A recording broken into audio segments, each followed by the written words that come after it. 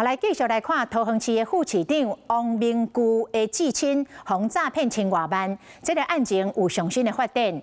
讲除了有律师来信通话故意做绕白啊之外，银行有一个女行员，可能嘛是诈骗集团的成员。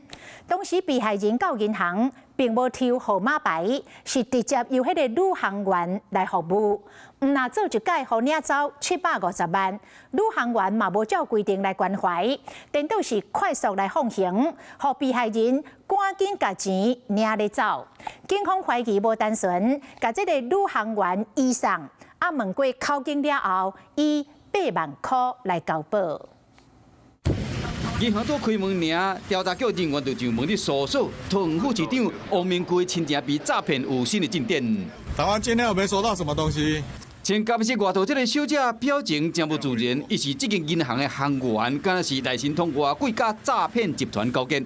调查发现讲，被害人领钱的时，拢免留号码牌啊，直接带去领。老大人一摆领遮济现金，嘛无依照规定去关心，甚至早就准备好啊。方便人领钱，抑过平常时这款小分行，若无特殊的状况，根本就无遮济现金。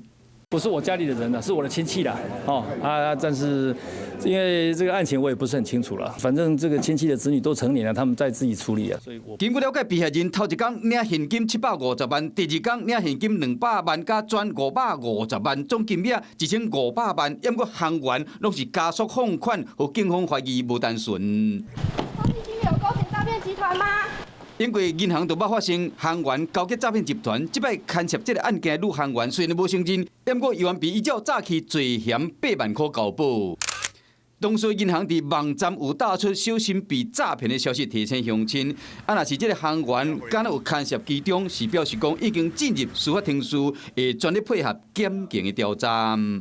Hello， 我是蒋欣梅。想要抢先掌握最及时的新闻资讯吗？赶快订阅、按赞、开启小铃铛，锁定华视新闻 YouTube 频道。